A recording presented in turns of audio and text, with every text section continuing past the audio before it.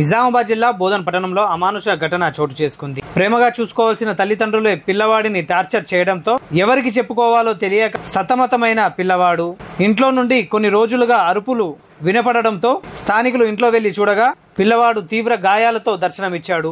దీంతో స్థానికులు పోలీసులకు ఫోన్ చేయగా ఘటనా స్థలానికి హుటాహుటిన చేరుకున్న పోలీసుని ఫోన్ చేసి పిలిపించి అక్కడ ఉన్న సిచ్యువేషన్ దగ్గర తీసుకురమ్మని చెప్పడం. పోలీసు వాళ్ళు అక్కడికి వచ్చిన తర్వాత ఆ ఇంటి గేట్లు బలవంతంగా ఆ ఓనర్కి చెప్పి తెరిపించాము.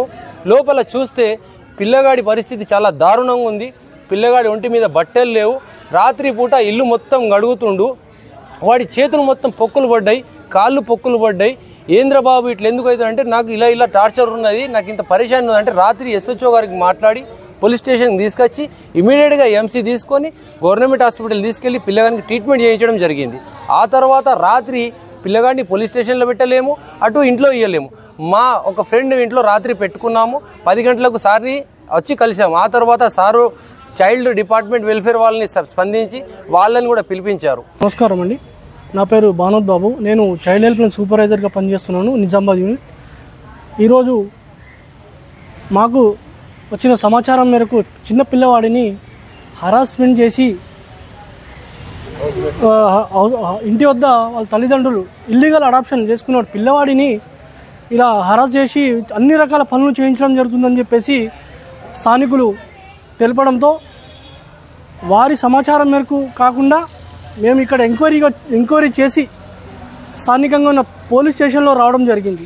మా యొక్క DW madam Rasool Bi madam గారు మాకు ఇచ్చిన సమాచారం మేరకు వెంటనే బోధన్ పోలీస్ స్టేషన్కి వచ్చి ఈ కేసును విచారించి ఈ పిల్లవాడికి జరుగుతున్నటువంటి నిజమా కాదా వాస్తవంగా తెలుసుకోవడం అని చెప్పేసి రావడం జరిగింది. కావున ఇటువంటి చూస్తే పిల్లవాడి పరిస్థితి చాలా ఘోరంగా ఉంది. కావున ఈ కేసు మేము చైల్డ్ వెల్ఫేర్ కమిటీ ప్రొడ్యూస్ చేసి వాళ్ళ యొక్క ఆర్డర్స్ ప్రకారం వసతి కల్పించడం జరుగుతుందని మీ ఈ తెలియజేస్తున్నాం.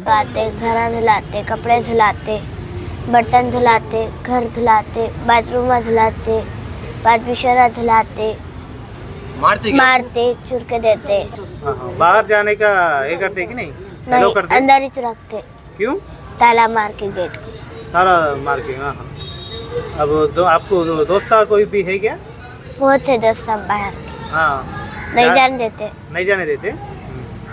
आपको आप कौन लेके आए बाहर? बाहर ये लोग, ये भैया उन्होंने लेके आए।